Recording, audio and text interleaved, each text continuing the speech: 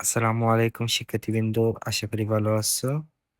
তো তোমরা যারা ২০২৬ সালের এইচএসসি শিক্ষার্থীরা আছো, তো তোমাদের এইচএসসি পরীক্ষা শেষ হয়ে গেছে।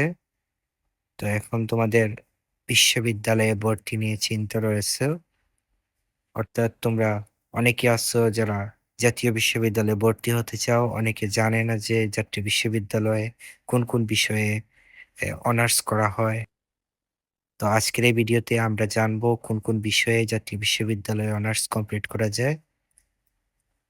তো যারা এখনো পর্যন্ত আমার চ্যানেলটি সাবস্ক্রাইব করেনি, এটা সাবস্ক্রাইব করে নাও এবং পাশে থাকা বেল আইকনটা প্রেস করে দাও। তো সেক্ষেত্রে প্রথমে আমরা জেনে নেই জাতীয় বিশ্ববিদ্যালয়ের অধীনে যে অনার্স কোর্সটা করা হয়, এটা মোট 4 বছর করতে হয়। অনার্সের পর 1 বছর মাস্টার্স করতে হয়। তো জাতীয় বিশ্ববিদ্যালয়ের অধীনে অনার্সে মোট 4টা অপশন রয়েছে। একটা হচ্ছে বিএ অনার্স, তারপর হচ্ছে বিএসএস অনার্স, এরপর হচ্ছে বিবিএ অনার্স, এরপরে হচ্ছে বিএসসি অনার্স। তো শিক্ষার্থীরা বিএ অনার্সে যে বইগুলো আছে সেগুলো হচ্ছে বাংলা, ইংরেজি, আরবি, সংস্কৃত, ইতিহাস, দর্শন, ইসলামী শিক্ষা, ইসলামের ইতিহাস ও সংস্কৃতি, লাইব্রেরি ও তত্ত্ববিজ্ঞান, বি মিউজিক ও বি স্পোর্টস। এইগুলোতে বিএ অনার্স কমপ্লিট করা যায়। এরপর বিএসএস অনার্স এর মধ্যে রয়েছে অর্থনীতি, সমাজবিজ্ঞান, রাষ্ট্রবিজ্ঞান, নৃবিজ্ঞান এবং সমাজকর্ম। তারপর যারা কমার্স থেকে রয়েছে তারা সাধারণত বিবিএ অনার্স করে। তো বিবিএ অনার্সে মোট জাতীয় বিশ্ববিদ্যালয়ে মোট 4টি সাবজেক্ট রয়েছে। সেগুলো হচ্ছে ব্যবস্থাপনা, ফিন্যান্স অ্যান্ড ব্যাংকিং, মার্কেটিং এবং হিসাব বিজ্ঞান।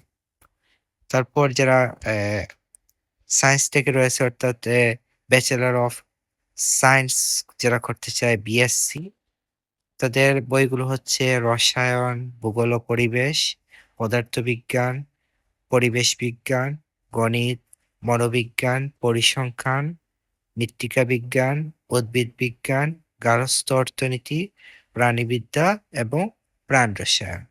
তো শিক্ষার্থীরা যারা এইচএসসি এই বছরের এইচএসসি শেষ করেছো, তারা মূলত জাতীয় বিশ্ববিদ্যালয়ে ভর্তি হলে এই বিষয়গুলো থেকে যে কোনো একটিতেই তোমরা তোমাদের 4 বছর মেয়াদি অনার্স কোর্স কমপ্লিট করতে পারবে। যারা সায়েন্স থেকে রয়েছে তারা বিএসসি অনার্স করতে পারো, যারা কমার্স থেকে তারা বিবিএ অনার্স, আর যারা আর্টস থেকে বা কমার্স থেকে তারা বিএ বা বিএসএস অনার্স করতে পারো। তো শিক্ষার্থীরা আজ এই পর্যন্ত। জাতীয় বিশ্ববিদ্যালয়ে আর কোন কোন বিষয় বা জাতীয় বিশ্ববিদ্যালয়ে কিভাবে ভর্তি হয় এরকম ভিডিও যদি তোমরা পেতে চাও, এই ভিডিওর কমেন্ট বক্সে জানিয়ে দাও। ধন্যবাদ সবাইকে।